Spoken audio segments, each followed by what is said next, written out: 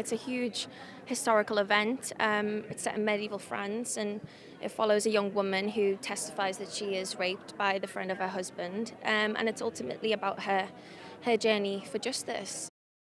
I play Marguerite, and I think the thing that I was most excited about was the opportunity to give this woman a voice. Sadly, when I was doing my research, it was crazy to me how much information and detail there was about the men, and there was so little about her. So it was a real honor to, hopefully give her some justice and tell her story. The film is split up into three perspectives. We start off with Carouges, who is my husband, who's played by the wonderful Matt Damon. And then there's Legree, played by the equally lovely Adam Driver.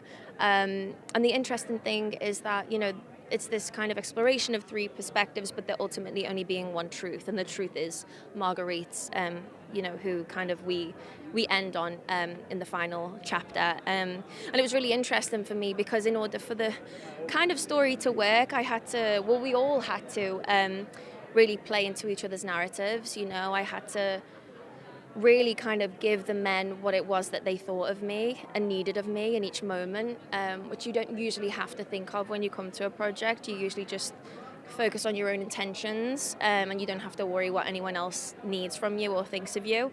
So it was a really interesting way to work. The thing that really strikes me about Ridley is his attention to detail.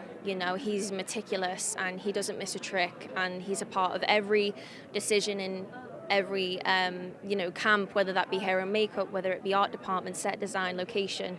And it's so immersive. He also films with like 4 or 5 cameras rolling at any given moment, which creates a real energy and forces everyone to be really present. And you come away from that experience feeling incredibly spoiled, because that's not what you get on every other set.